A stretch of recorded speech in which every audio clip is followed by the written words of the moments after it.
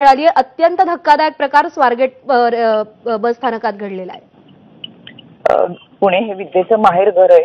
अनेक तालुक्यांमधून, जिल्ह्यांमधून, वाड्या वस्त्यांमधून मुली शिक्षणासाठी पुण्यात येतात आणि तसं पाहिलं तर पुणे कायम सुरक्षित राहिलंय। त्याच्यामुळे पुण्यामध्ये शिक्षणासाठी येणाऱ्या मुलींना सुद्धा सुरक्षित वाटत असतं। काल स्वारगेटमध्ये घडलेली घटना खरंच धक्कादायक आहे। याच्यामध्ये काल 6:15 वाजता सकाळी ही घटना घडलेली आहे। संबंधित मुलीवरती अत्याचार करून हा आरोपी फरार झालेला आहे। 9 वाजता संबंधित तरुणीने स्वारगेट पोलीस स्टेशनला तक्रार नोंदवली आणि त्या ठिकाणी असलेल्या पोलीस अधिकारी पूनम पाटील असतील आणि तिथल्या डीसीपी मार्तना पाटील असतील ह्या जातीने लक्ष घालतात। कालपासून त्यांनी त्या सीसीटीव्ही फुटेज पाहिले, त्यामध्ये आणि त्या मुलीने सांगितलेल्या वर्णनानुसार काही फोटोज तिथेच कलेक्ट केले आणि आरोपी कोण आहे हे पोलिसांपर्यंत माहिती पोहोचलेली आहे। आरोपीच्या तपासासाठी 8 पथक तयार केलेले आहेत। ते कालपासून ग्रामीण भागामध्ये आणि स्वारगेट भागामध्ये तपास घेतात। तपास सुरू आहे। आरोपीचा सीडीआर सुद्धा काढलेला आहे। त्याच्यानुसार लोकेशन आणि ती माहिती मिळेल। आज उद्या आरोपी देखील अटक होईल। रुपालीताई, असं आहे की रवींद्र धंगेकरांनी आरोप करत असताना एक खळबळजनक दावा असा केला की स्वारगेट परिसरात अशा गोष्टी सर्रास घडतात। इथे मटक्याचे अड्डे आहेत, गुन्हेगारी प्रवृत्तीची लोक इकडे वावरत असतात, हाकेच्या अंतरावर तिथून पोलीस स्टेशन आहे।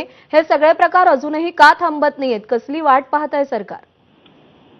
याच्यामध्ये खरं मी स्वतः पोलिसांशी बोलले। पोलिसांचं पेट्रोलिंग या भागामध्ये चालू होतं ही घटना घडली त्यावेळेस।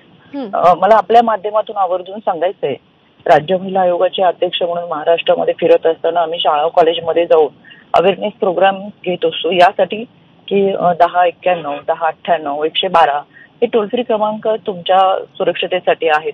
पण याही पलीकडे जाऊन मला आवर्जून सांगायचंय की बऱ्याच वेळा आपण सांगतो की सोशल मीडियावरती म्हणजे फेसबुकवरती जरी कोणी फ्रेंड रिक्वेस्ट पाठवली तरी लगेच सहजासहजी ती स्वीकारू नका। कारण की अनोळखी माणसांची माणसांची ओळख नाहीये, माहिती नाहीये, अशांची कुठली मैत्री करू नका। या घटनेतले सीसीटीव्ही फुटेज जर पाहिले तर मला आपल्या माध्यमातून आवर्जून परत एकदा सांगायचंय महाराष्ट्रातल्या माझ्या छोट्या भगिनींना की अनोळखी व्यक्तीशी संवाद साधू नका।